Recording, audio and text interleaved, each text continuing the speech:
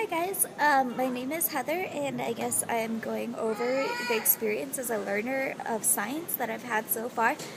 One of the first memories I have of learning in science is actually related to the public library that used to be down the street from me as a child.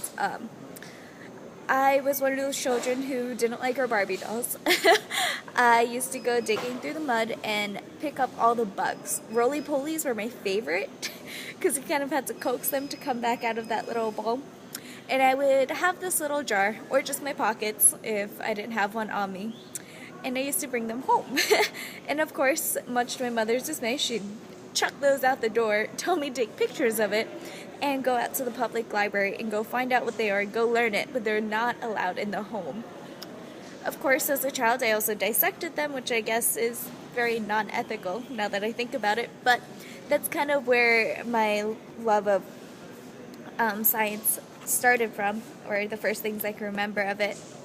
And when I looked up those books, I guess that's more of an informal way for me to learn science, but it was just a curiosity. After that, the more formal side of science education that I could remember from back then was in elementary school and those science fair projects. I'm sure almost everyone has done one using the threefold poster boards. And I remember using chicken bones and sticking them in different dilutions of vinegar.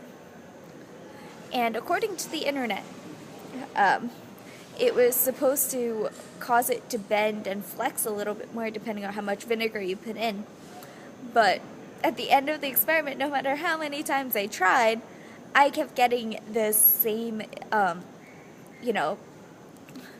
I guess the bones just didn't change between the different solutions at all, whether I stuck it in water or pure vinegar. And I remember being really disappointed, but my mom said, "You know what, Heather, it's too late. You tried the experiment too many times. Your science project is due tomorrow." So I actually wrote up a project on how my research yielded absolutely nothing. And I remember actually my teacher back then told me that that was a really good job because you need to be honest in science versus lying about it.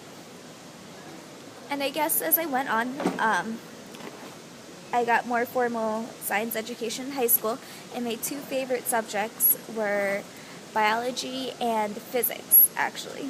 And it was actually mainly because of the way that my high school teachers taught me.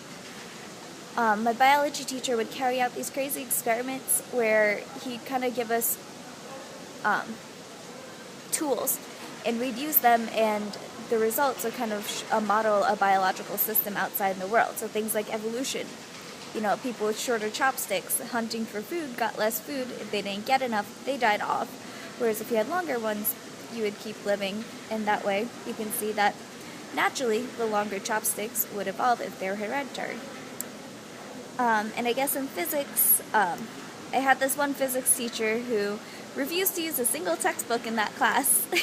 Instead, we watched Mythbusters all day, and what we did was build hovercrafts and trebuchets and run them all up and down the hall.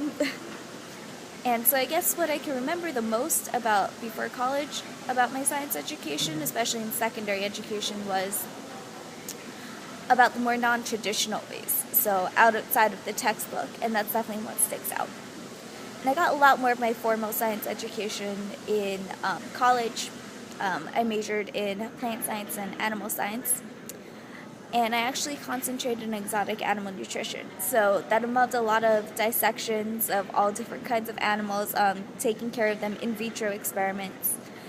And after college, my learning in science continued, and my first job right out of college was as an animal, researching animal nutrition at Disney's Animal Kingdom. So we actually have over a collection of 1,500 animals there, and we have our own very own nutrition center that's dedicated to keeping the animals healthy, because that actually cuts down on their vet costs, believe it or not, and has a huge impact on their longevity as well. So afterwards I kept learning, and I guess now I am really excited to start off and start being able to teach my own students. And sharing all that knowledge and becoming one of those teachers that I remember back from high school that inspired me to go into this field.